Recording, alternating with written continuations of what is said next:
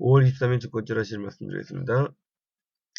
중국이 위기냐 아니냐 말이 많죠. 중국이 7.5% 경제 성장이 무너졌고요. 7%도 지금 힘들 것으로 보여지고 있습니다.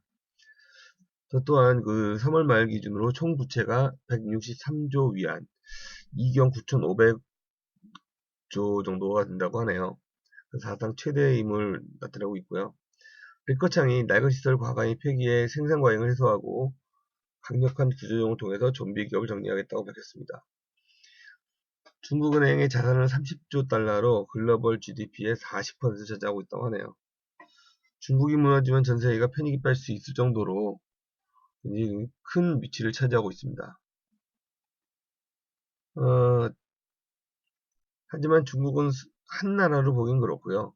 33개의 다른 나라의 연합으로 본다고 하면 탄력적으로 충격을 흡수할 것으로 보이기 때문에 너무 비관적으로 보이지는 않습니다. 그래서 좀 더 지켜봐야 되지 않을까 예상을 해보고요. 대기업 기준을 완화한다고 계속 나오는데 이번에는 대통령께서 직접 언급을 했었죠. 현재 자산 기준 5조 원 이상이면 대기업군에 포함되는데 여러 가지 제재를 받을 수 있다고 합니다. 네, 7조에서 10조 정도로 바꿀 것으로 예상되는데요. 7조로 바꿀 경우에는 53곳으로 줄어든다고 하네요. 카카오, 금호석유화, 한솔, 삼천리, 하이트진로, 셀트리온, 현대산업개발, 아모레퍼시픽, 태영 등이 대기업 기준에서 빠져서 호재가 될 것으로 보여집니다. 글로벌 증시가 많이 올랐네요. 다우지수는 0.38% 올라서 17,500. 나스닥은 1.21% 올라서 4,769로 마감했습니다. 상해지수도 0.66% 상승해서 2,825로 올랐습니다. 이틀 연속 금리 인상으로 인해서 하락했던 주가가 좀 회복한 것으로 보여지고요. 이제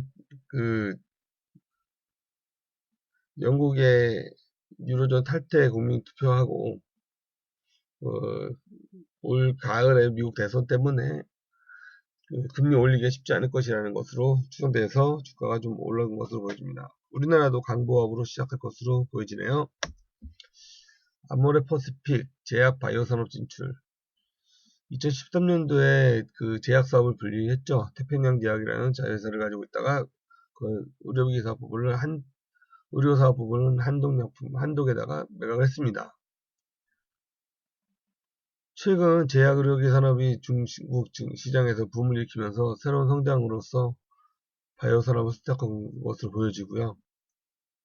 아직은 초기 단계지만 과감한 투자와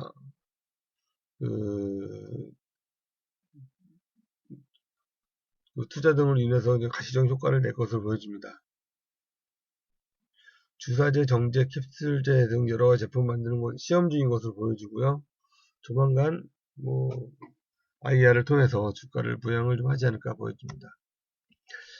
명품 고려아인 지분 26%, 코리아서키트 지분 36%, 인터플렉스 지분 13%, 시그네틱 지분 37% 등 상장사 지분을 많이 갖고 있습니다. 또 비성장사인 영풍전자의 100%를 보유하고 있죠. 계열사 지분을 합치면 2조 5,800억, 영풍의 시가총액은 1조 8,500억. 시가총액보다 계열사 지분 가치가 훨씬 더 높죠. 또 부동산도 종로에는 영풍문고 빌딩과 논현동에 있는 빌딩 두 개 합쳐도 그만 5, 6천억이 넘어갑니다. 그렇기 때문에 이제 자산주로서 좀 가치가 보여질 것으로 보여지고요. 실적도 2분기 연속 적자였는데 이번 2, 4분기부터는 흑자로 돌아설 것으로 보여서 중장기적으로는 주가가 좀 오르지 않을까 보여집니다.